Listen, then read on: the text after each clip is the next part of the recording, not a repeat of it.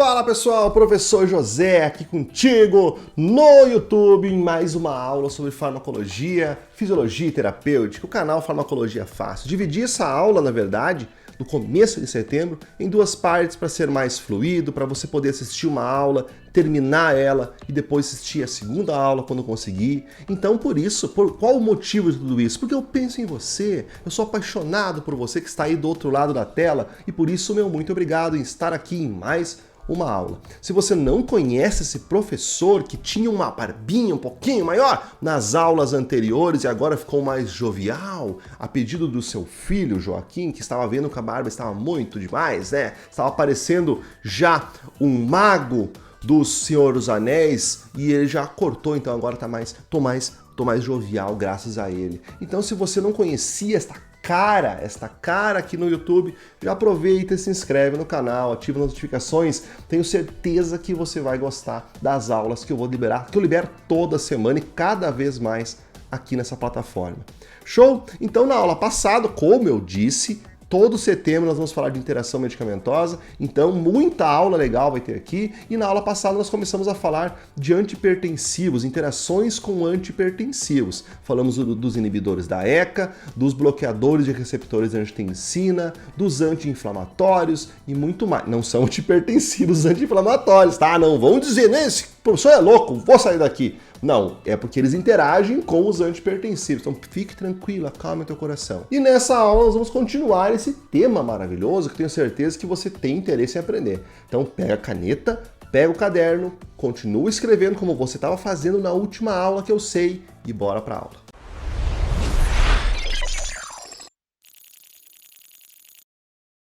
Bem, se tem algo que traz dúvida para o aluno, é quando se fala em sistema adrenérgico, né? E eu já te convido que daqui no nosso canal mesmo, sim, aqui mesmo, tem uma aula completa sobre receptores adrenérgicos, se você tem essa dificuldade, que eu conheço vários alunos que têm. Então, já depois dessa aula, assiste essa primeiro, não saia daqui, você vai lá na aula que eu falo de receptores adrenérgicos, que tem muitos comentários, inclusive, que a aula tá show, e tire suas próprias conclusões. E depois de você assistir a aula, se você gostou, deixa aquela mensagem que aquece o coração do professor, que eu adoro demais. Show? Então depois você vai lá.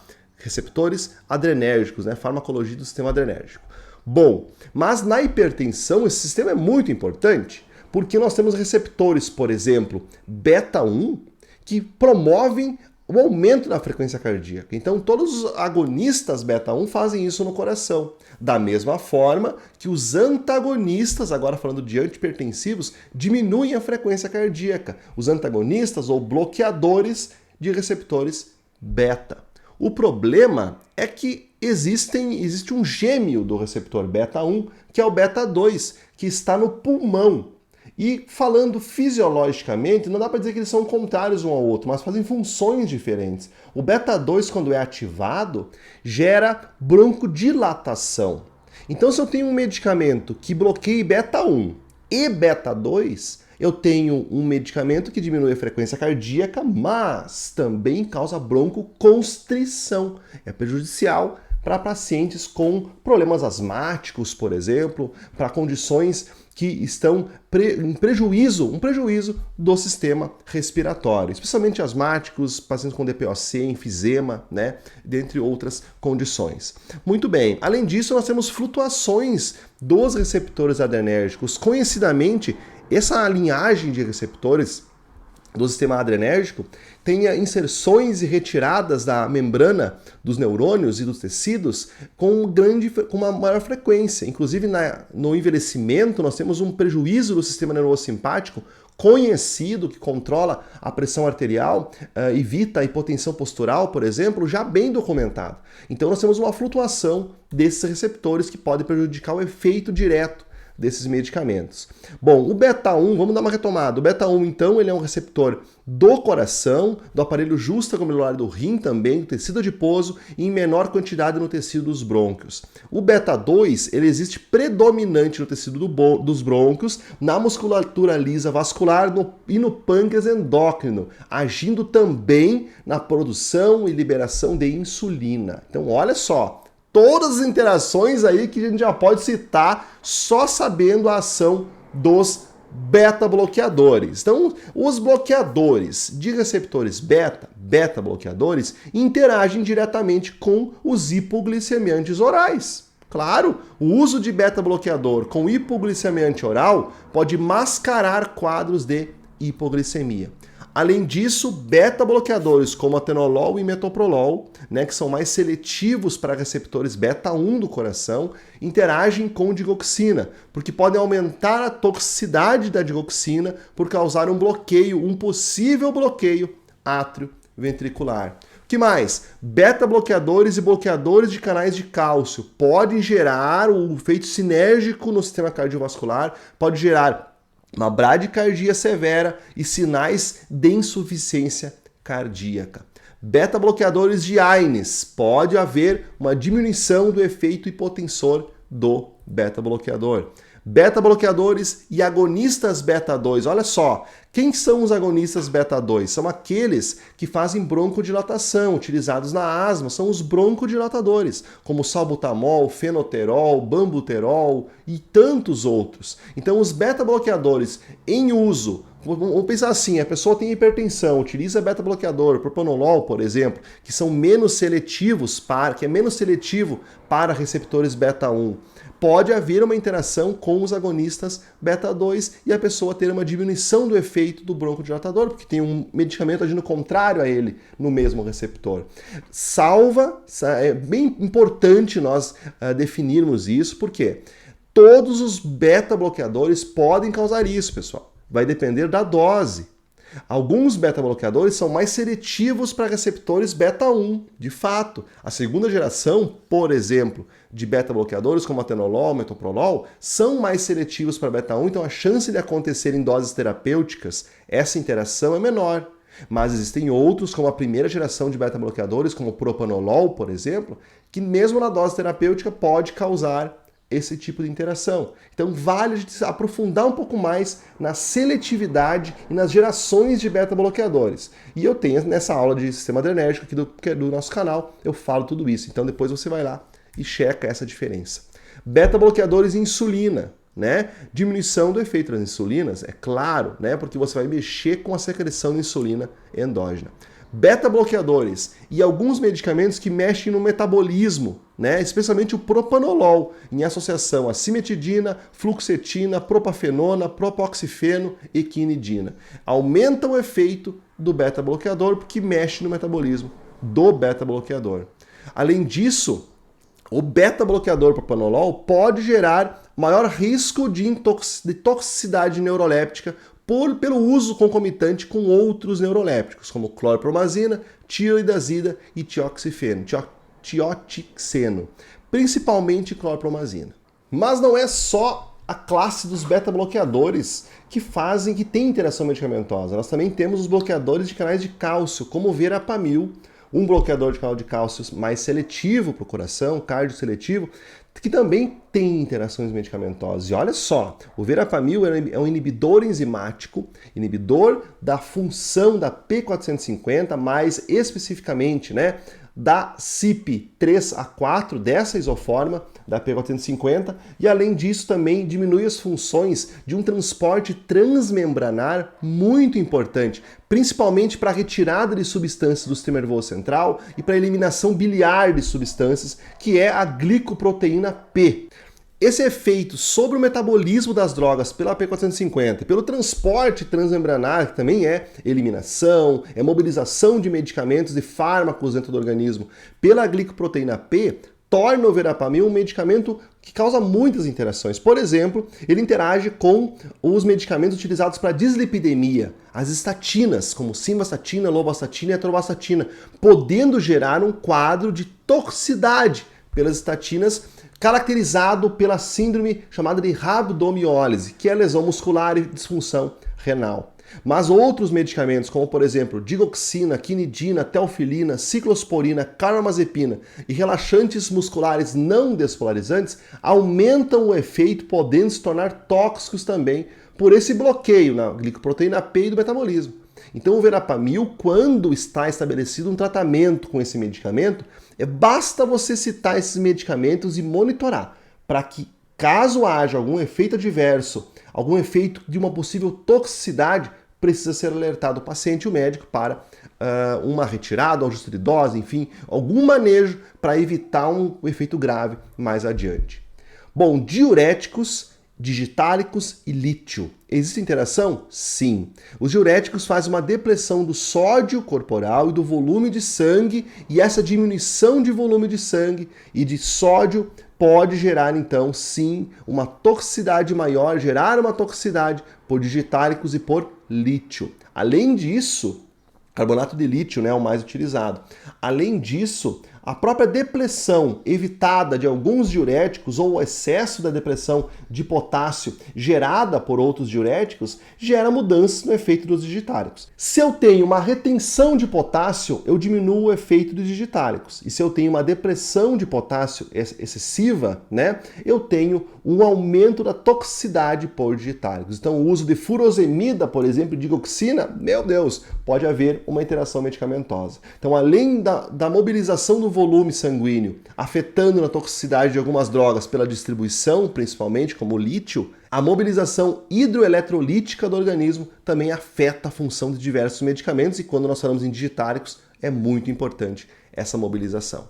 Bom, diuréticos e antigotosos, o uso de hidroclorotiazida e de furosemida por tempos prolongados começa a causar uma retenção de ácido úrico, diminui a liberação de ácido úrico do organismo, a depressão do ácido úrico, e isso prejudica a função dos antigotosos.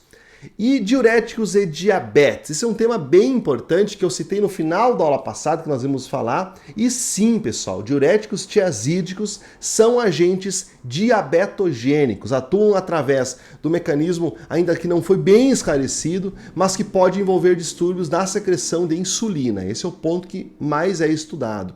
A hipopotassemia pode ter papel nesse efeito, então diminui o potássio no sangue, afeta lá a função da insulina, e eu vou explicar por quê. Olha só, vou colocar uma figurinha aqui do lado. Olha, pessoal, para que eu tenha a liberação de insulina, eu preciso mobilizar o potássio. O potássio, ele tem que ser retirado da célula para que haja a mobilização da insulina. E a concentração de potássio fora da célula beta-pancreática depende do volume de potássio do meu organismo. Então, a depressão de potássio é uma das hipóteses, agora voltando para mim, né? É uma das hipóteses que justifica a interação entre diuréticos, perdedores de potássio, e a diabetes e a possível piora do quadro diabético. Nossa, quanta interação medicamentosa nós vimos nessa aula! E na próxima aula o tema é diferente. Vou trazer os exemplos, os principais tipos de interação medicamentosa. O que você acha? Já falamos de alguns exemplos aqui, caso a caso, envolvendo antihipertensivos, e na próxima aula aqui do YouTube eu vou falar dos tipos de interação medicamentosa, tenho certeza que você vai adorar. E claro, se você quer aprender mais sobre farmacologia, aprofundar todos esses conceitos e muitos outros, nós temos um módulo dentro da plataforma Farmacologia Aplicada R2A que trabalha farmacocinética, farmacodinâmica, terapêutica e muito mais, aplicando as interações medicamentosas no teu dia a dia. É o módulo 1 de mais de 10 módulos de dentro da plataforma. Então, aproveita, o acesso ainda está promocional por ano 2022, tenho certeza que você vai curtir demais as nossas aulas. Clique embaixo desse vídeo, tem um link, você clica lá, acessa a plataforma e se torna aluno R2A. O que é um aluno R2A? É um aluno que utiliza o método R2A. O método R2A revisa fisiologia e fisiopatologia antes de aprofundar o mecanismo de ação e as questões cinéticas de cada uma das classes e, por fim, traz casos reais, casos do dia a dia para você aprender farmacologia e aplicar na prática mesmo, né? Então aproveita, clica, vira nosso aluno e segue com nós dentro da sala de aula com mais de 100 horas de aula, como essa e muitas outras. Show? E já se inscreve no canal porque semana que vem tem vídeo de novo, onde eu vou falar os tipos de interação medicamentosa. Até mais e até a próxima aula.